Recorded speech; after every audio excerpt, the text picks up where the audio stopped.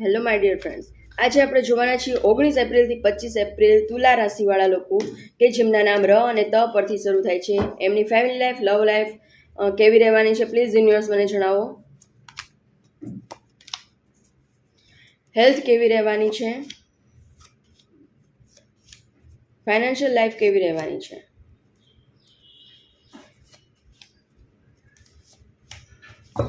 બોટમની energy આવી ગઈ છે ડેસ્પરેશન. તમે ડેસ્પરેટ થઈ રહ્યા છો, ઉતાવળ કરી રહ્યા છો કોઈ બાબત માટે, ખૂબ જ ગુસ્સો કરી રહ્યા છો, બાઉન્ડ્રી બનાવીને બેસી ગયા છો કે મારી સાથે કોઈ વાત નહીં કરો, એ ટાઈપની એનર્જી છે.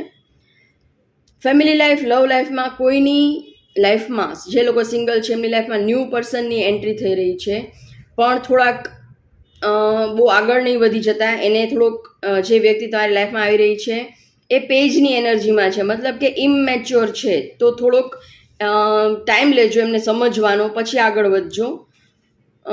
જે લોકો મેરિડ છે એમાં એવું દેખાઈ રહ્યું છે કે ખૂબ જ મોટો ચેન્જ તમારી લાઈફમાં આવી રહ્યો છે. કોઈ કાર્મિક સાયકલ જે હતી અત્યાર સુધીની નેગેટિવ કાર્મિક સાયકલ, એનો એન્ડ થઈ રહ્યો છે અને કોઈ નવી શરૂઆત થઈ રહી છે. એવું ફેમિલી લાઈફમાં એવું દેખાઈ રહ્યું છે કે કાર્મિક એન્ડ આવી રહ્યો છે. કોઈ કાર્મિક વ્યક્તિ હતી તમારી લાઈફમાં કે જે પેલું કે ને લેણું લેવા જ આવેલી, તો એનો એન્ડ આવી રહ્યો છે. એમાંથી એ વ્યક્તિથી તમે કાં તો કાયમ માટે દૂર થઈ રહ્યા છો, ફિઝિકલી અથવા તો પેલી રીતે, તો એ ટાઈપનું એનર્જી છે કે એનો ખૂબ જ મોટો ચેન્જ તમારી લાઈફમાં આવી રહ્યો છે. હેલ્થમાં એવું દેખાઈ રહ્યું છે કે હેલ્થ તમારી ઓવરઓલ ખૂબ જ સારી છે, પણ તમારી પાસે જે કાંઈ પણ છે એનાથી તમે ખુશ નથી. તો 8-9 દિવસ ગ્રહણનો પીરિયડ છે, તમે ડિપ્રેશન ફીલ કરી શકો છો. હેલ્થ ઓવરઓલ તો તમારી સારી જ છે, પણ તમે ખોટા ટેન્શન લઈ રહ્યા છો. જે મળી રહ્યું, જે તમારી પાસે છે એનાથી તમે ખુશ નથી.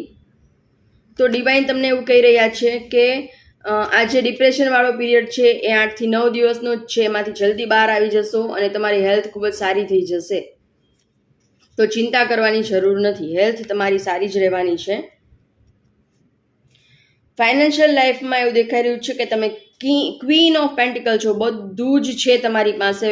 પ્રોપર્ટી છે, બેંક બેલેન્સ છે, બધાનો સપોર્ટ છે. વારે વારે તમે તમારી લાઈફને સેલિબ્રેટ પણ કરો છો, ફરવા પણ જાઓ છો. દરેક ટાઈપનું સુખ ભગવાને તમને આપ્યું છે. જો 2 ટાઈપની બહુ જ સારી એનર્જી આવી છે ફાઇનાન્શિયલ લાઈફમાં. તમે જાત મહેનત કરીને 0થી હીરો બન્યા છો, પણ તમે કોઈ વાતનું ઓવર થિંકિંગ કરી રહ્યા છો, ઓવર બર્ડન લઈ રહ્યા છો.